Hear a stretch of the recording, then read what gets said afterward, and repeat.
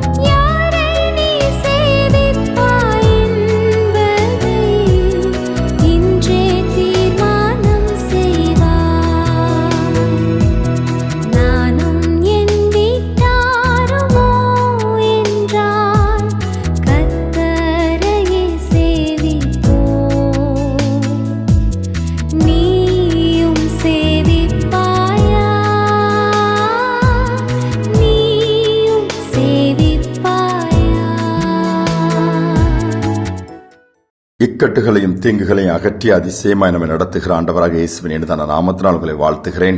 இந்த நாள் நம்முடைய ஆவிக்குரிய சிந்தனைக்காக செப்பனியா 3ஆம் அதிகாரம் 15ஆம் வசனத்தை நான் வாசிக்கிறேன். கர்த்தர் உன் ஆக்கினைகளை அகற்றி உன் சத்துருக்களை விலக்கினார். இஸ்ரவேலின் ராஜாவாகிய கர்த்தர் உன் நடுவிலே இருக்கிறார். இனி தீங்கை காணாதிருப்பாய்.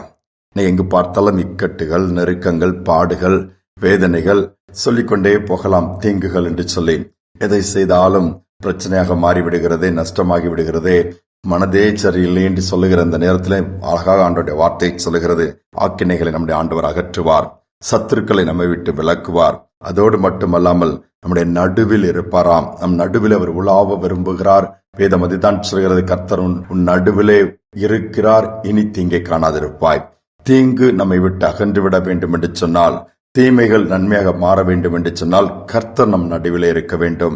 இன்று நம் கர்த்தர் நம் நடுவிலே இருக்கிறாரா? நான் உங்கள் நடுவே உலாவி உங்கள் தேவனாயிருப்பேன் என்று தானே வேதம் சொல்கிறது. இன்னைக்கு அதை நாம் அனுபவிக்கிறோமா, பார்க்கிறோமா? சற்று கொஞ்சம் சிந்தித்து பார்ப்போம். வேதத்திலே உபாகமம் 31:17 கர்த்தர் நம் நடுவில் இராததினால் அல்லவா இக்கட்டுகள், தீங்குகள் இவைகளெல்லாம் நம்மை தொடர்கின்றன என்று சொல்லி இஸ்ரவேல் ஜனங்கள் வருத்தப்படுகிற ஒரு காட்சியை பார்க்க முடியும். யோசித்து பாருங்கள், ஆண்டவர் விலகிவிட்டால் இத்தீங்குகளும் இக்கட்டுகளும் நம்மை தொடர ஆரம்பித்து விடும். நன்மையும் கிருபையும் தொடர்வது நின்றுவிடும். இன்று நம்முடைய வாழ்க்கையிலே நன்மை தொடர்கிறதா, கிருபை தொடர்கிறதா, இல்லை தீமையும் நஷ்டங்களும் வேதனைகளும் இக்கட்டுகளும் தொடர்கிறதா? கொஞ்சம் சிந்தித்து பார்த்து, கர்த்தர் நம் நடுவிலே எதனால் இல்லை? ஏன் அவர் இல்லாத ஒரு வாழ்க்கை நாம் வாழ்ந்து கொண்டிருக்கிறோம்? அப்படிப்பட்ட ஒரு வாழ்க்கை வேண்டாம். நம் நடுவிலே கர்த்தர் எழுந்தருளும்படியாய், நம் மத்தியிலே உலாவும்படியாய், நம்மோடு கூட இருக்கும்படியான காரியத்தை செய்வோம் என்று சொன்னால் நிச்சயமாகவே எல்லா சூழ்நிலைகளும் தலைகீழாய் மாறும். தீங்கு இனி அணுகாது, தீங்கை காண மாட்டாய் சொன்ன வார்த்தை அப்படியே நிறைவேறிவிடும். ஒரு சமயம் ஒரு அருமையான ஆண்டவருக்கு பயந்த குடும்பம், நன்றாக வாழ்க்கை போய்கொண்டிருக்கிறது. திடீரென்று சில பிரச்சனைகள், சில நஷ்டங்கள் வந்தவுடனே அந்த குடும்ப தலைவர் என்ன செய்வது என்று சொல்லி யோசிக்கிறார். கொஞ்சம் தடுமாறுகிறார். அப்பொழுது ஒருத்தர் பரிகாரம் உண்டாகும் சொல்லி ஒரு மந்திரித்த பொருளை எடுத்து, இதை உன் வீட்டில் வைத்து விடுப்பா, ஒரு ஓரமா வைத்து விட, யாருக்கும் தெரியாத இடத்தில் வை, அதிலிருந்தே மாற்றங்கள் வரும், வேண்டுமானால் பார் என்று சொல்லி அவரை எப்படியோ சொன்னதை கேட்டு இவர் என்ன பண்ணிவிட்டார், ஏன் நாம் முயற்சி எடுத்து பார்க்கலாமே, இந்த காரியத்தை செய்து பார்க்கலாம் என்று சொல்லி அதை மந்திரித்த ஒரு பொருளை எடுத்து வீட்டுக்குள் வைத்து விட்டார். வீட்டில் யாருக்குமே தெரியாது. அது வந்ததிலிருந்து இன்னும் பிரச்சனை அதிகமாகிவிட்டது. அதுவரை மனஸ்தாபங்கள் இல்லை, கணவன் மனைவிக்குள்ள சண்டை இல்லை, கொஞ்சம் கஷ்டம்தான் இருந்தது, பண பிரச்சனை, மற்ற காரியங்களில் தான். ஆனால் இதற்கு பிறகு இன்னும் பிரச்சனைகள் அதிகமாகிவிட்டது. பிள்ளைகள், குடும்பம், ஒவ்வொருவரும் ஒவ்வொருக்கு விரோதமாய் தினமும் சண்டை, சச்சரவு, மொத்த சமாதானமும் போய்விட்டது. அவர் உட்கார்ந்து ரொம்ப யோசிக்க ஆரம்பித்து விட்டார். இதற்கு முன்பாக சமாதானமாவது இருந்தது, பாடுகள் தான் இருந்துச்சு, கஷ்டம் இருந்தாலும் மனதில் ஒரு சமாதானம் இருந்துச்சு, ஒரு தைரியம் இருந்துச்சு, ஆண்டவர் கூட இருக்கிறார் என்கிற ஒரு அப்படிப்பட்ட ஒரு நம்பிக்கை இருந்தது. இப்ப எல்லாமே போயிடுச்சுன்னு சொல்லி அவர் யோசித்து, ஆண்டவர் சமூகத்துல போக முடியாம நின்று போச்சுன்னு சொல்லிட்டு யோசிச்சுட்டு இருக்கும் போது ஒரு இடத்துல நடைபெறுகிற ஒரு கூட்டத்திற்கு போய் உட்கார்ந்தார். பின்னாடி ஓரமா உட்கார்ந்தார். இதற்கு கூட நான் தகுதி கிடையாது என்று சொல்லி உட்கார்ந்து இருக்கும் பொழுது ஆவியானவர் பேச ஆரம்பித்தாராம். ஆவியானவர் பேச பேச தான் செய்த தவறுகளை அவர் உணர ஆரம்பித்தார். தான் செய்த காரியத்தை உணர ஆரம்பித்தார். அவருடைய வீட்டிற்குள்ளே ஆண்டவர் உலாவுகிறதை பார்க்க முடியாமல் அவர் வீட்டுக்குள்ளே அவர் குடும்பத்திலே நடுவினிலே உலாவின ஆண்டவர் அவர்களை விட்டு விலகினதை பார்க்க ஆரம்பித்தார். அதை உணர்ந்து கொண்டு தீட்டுப்படுத்தக்கூடிய வேதனையான காரியங்களை உண்டாக்கக்கூடிய மந்திரித்த பொருளை வைத்ததை ஆண்டவர் உணர்த்தினார். இது நிமித்தமாக என் இருதயம் அதிகமாய் துக்கப்பட்டிருக்கிறது, நீ என்னை சார்ந்து கொள்ளவில்லையான்னு சொல்லி ஆண்டவர் பேசும் பொழுது ஜெபத்தை முடிந்தவுடன் நேரா வீட்டுக்கு போய் மந்திரித்த பொருளை தூக்கி தூரை போட்டுவிட்டு ஆண்டவர் சமூகத்திலே தாழ்த்தி, இல்லை ஆண்டவரே, நீங்க எங்க வீட்டுக்குள்ள வாங்க, நீங்க வீட்டுக்குள்ள வந்து விட்டால் போதும், எல்லாம் மாறிவிடும், நான் உண்மை சார்ந்து கொள்ள தவறிவிட்டேன், மன்னியும் என்று சொல்லி மன்னிப்பு கேட்டாராம். நடந்தது என்ன? இருள் மாறினது. ஏன்?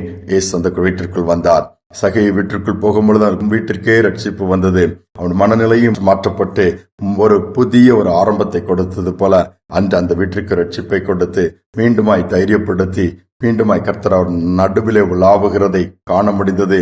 சமாதானம் உண்டானது, மனக்கசப்புகள் எல்லாம் அகன்றது. அதோடு ஆண்டவர் விடவில்லை, ஆக்கினைகளை அகற்றி சத்துருக்களை விலக்கி தீங்கை காணாதிருக்கும்படியா செய்து கர்த்தர் ஆசீர்வதித்தாராம். இன்று நம்முடைய வீடு எப்படி இருக்கிறது? நம் நடுவில் ஆண்டவர் உலாவுகிறாரா? நம்முடைய வாழ்க்கையில் இன்னைக்கு பிரச்சனைகள் வரும் பொழுது எதை பரிகாரமாய் அல்லது யாரை தேடி வழியுண்டான்னு சொல்லி மனிதர்களை தேடி அழைத்து கொண்டிருக்கிறோமா? தேவையில்லை.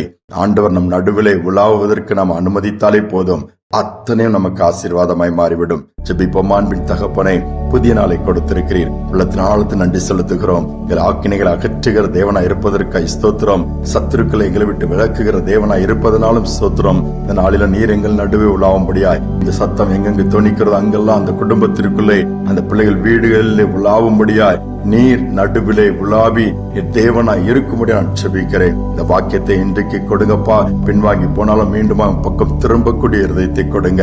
இழந்தது திருப்பிக் கொள்ளட்டும். இனி தீங்கை காணாதிருக்க உதவி செய்வீராக. தாழ்த்தி ஒப்புக் கொடுக்கிற இந்த நாள் முழுவதும் மகிமையின் பிரசனம் இருக்கட்டும். கையின் பிரயாசங்கள் ஆசீர்வதிக்கப்படட்டும். பிரயாணங்களிலே பாதுகாப்பு உண்டாகட்டும்.